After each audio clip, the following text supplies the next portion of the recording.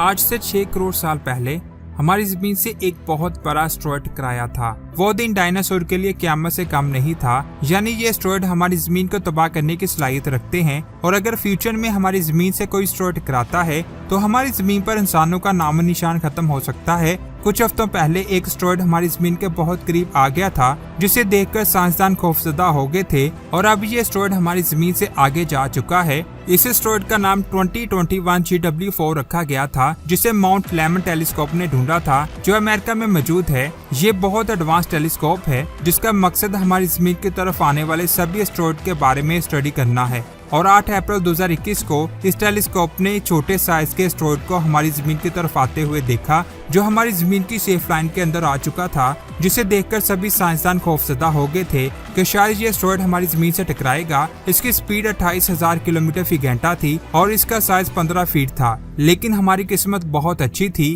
कि ये एस्टेरॉयड 12 अप्रैल को हमारी जमीन से 19,000 किलोमीटर की दूरी से गुजर गया। जमीन और चांद के दरमियान दूरी 3,85,000 किलोमीटर है और इस दूरी के मुकाबले में ये एस्टेरॉयड हमारी जमीन के बहुत करीब से गुजरा। किसी एस्टेरॉयड का हमारी जमीन के इतनी करीब से गुजरना बहुत खतरनाक है। इसका साइज बहुत छोटा था, इसलिए हम इसे नहीं देख पाए। बहुत सारे छोटे एस्टेरॉयड हमारी जमीन से टकराते रहते हैं, लेकिन साइज में छोटा होने की वजह से वह हमारी जमीन के एटमॉस्फेयर में जलकर राख हो जाते हैं, जिन्हें हम चमक की सूरत में आसमान में देख सकते हैं। 2013 में एक एस्टेरॉयड हमारी जमीन के एटमॉस्फेयर में दाखिल हुआ था, लेकिन साइज में छोटा होने की वजह से वह हमारे एटमॉस्फेयर में जल गया था। इसके बाद बात करते हैं एक और एस्टेरॉयड की, जिसे रशिया में देखा गया था। वहां के लोगों ने आसमान में एक बहुत तेज रोशनी को देखा, जो एक एस्टेरॉयड था, और ये एस्टेरॉयड हमारी जमीन के एटमॉस्फेयर में दाखिल हुआ तो जमीन से 28,000 किलोमीटर ऊपर ही फट गया, जिससे बहुत सारे लोग जख्मी हुए और इससे निकलने वाली वेव्स ने कई बिल्डिंग्स के शीशों को तोड़ दिया था। साइंसदानों के मुताबिक 3,000 से ज्यादा बिल्डिंग डैमेज हो गई थी और 1,500 से ज्यादा लोग जख्मी हुए थे।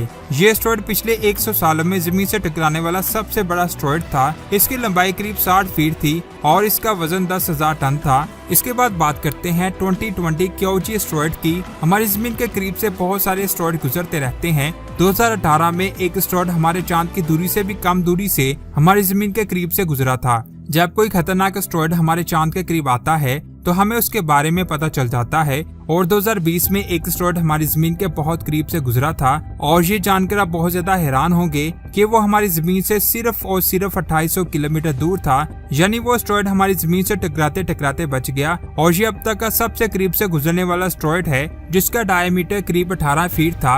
अगर ये एस्टेरॉयड हमारी जमीन के अंदर दाखिल हो भी जाता तो ये एटमॉस्फेयर में ही जल जाता, क्योंकि इसका साइज बहुत छोटा था। लेकिन यहाँ एक सवाल आता है कि अगर कोई एस्टेरॉयड हमारी जमीन से टकराता है तो तबाही कितनी होगी। साइंसदानों के मुताबिक कई सालों तक कोई भी एस्टेरॉयड हमारी जमीन से नहीं टकराएगा, लेकिन अप्रैल 2020 में एक एस्टेरॉयड 1992 हमारी जमीन के करीब से गुजरा था, जिसकी स्पीड 3,000 किलोमीटर फी घंटा थी, जो बहुत ज्यादा स्पीड थी। अगर ये एस्टेरॉयड इतनी स्पीड से हमारी जमीन से टकराता है तो हमारी जमीन पर बहुत ज्यादा तबाही होगी। इसके टकराने से एक शहर पूरी तरह से तबाह हो जाएगा। इसके टकराने से जमीन पर एक बहुत बड़ा घड़ा बनता और इससे पैदा होने वाली धूल सूरज की रोशनी को कई सालों तक जमीन से आने से रोकती, जिससे दूसरे शहरों में भी तबाही होती। यानी ये एस्टेरॉयड हमारी जमीन को पूरी तरह से तबाह कर देगा। तो क्या हम इन्हें जमीन से टकराने से रोक सकते हैं? इसमें नासा के पास कई प्लान्स हैं, जिसमें हम एक रॉकेट से किसी एस्टेरॉयड को उड़ा सकते हैं। इसके लिए हमें किसी एस्टेरॉयड के बारे में 15 दिन पहले पता चलना चाहिए और इस रॉकेट को स्पेस में भेजने के लिए हमें बहुत ज्यादा एनर्जी की जरूरत होगी और एस्टेरॉयड को खत्म करने के लिए हमें एक नहीं बल्कि कई रॉकेट्स की जरूरत पड़ेगी, जो आज की टेक्नोलॉजी के हिसाब से बहुत मुश्किल है। दूसरा प्लान एस्टेरॉयड की डायरेक्शन को चेंज करना है। हम स्पेसक्राफ्ट की मदद से एस्टेरॉयड की पोजीशन को चेंज कर सकते हैं, लेकिन इसमें भी अगर एस्टेरॉयड का साइज बहुत बड़ा हुआ तो हम ऐसा नहीं कर सकते, क्योंकि स्पेसक्राफ्ट के पास इतनी फोर्स नहीं होगी जिसे वो एक बड़े एस्टेरॉयड की पोजीशन को चेंज कर सके। लेकिन इन सभी प्लान्स के लिए हमें एक मंथ पहले एस्टेरॉयड के बारे में पता चलना चाहिए, तभी हम कुछ प्लान्स कर पाएंगे। एस्टेरॉयड साइज में जितना बड़ा होगा हमें उसके बारे में जल्दी पता चल जाएगा, लेकिन छोटे एस्टेरॉयड के बारे में हमें सिर्फ और सिर्फ 5 दिन पहले पता चलेगा। यानी अभी तक हमारे पास ऐसी कोई भी टेक्नोलॉजी नहीं है जिससे हम किसी एस्टेरॉयड को जमीन की तरफ आते हुए रोक सकते हैं। आपको क्या लगता है? नीचे कमेंट्स करके जरूर बताएं। अगर वीडियो अच्छी लगी तो लाइक तो करना बनता है और ऐसी ही अमेजिंग स्पेस की वीडियोस को देखने के लिए हमारे चैनल को सब्सक्राइब करने के साथ साथ बेल आइकन को प्रेस करें। अपना बहुत सारा ख्याल रखें। खुदा हाफिज।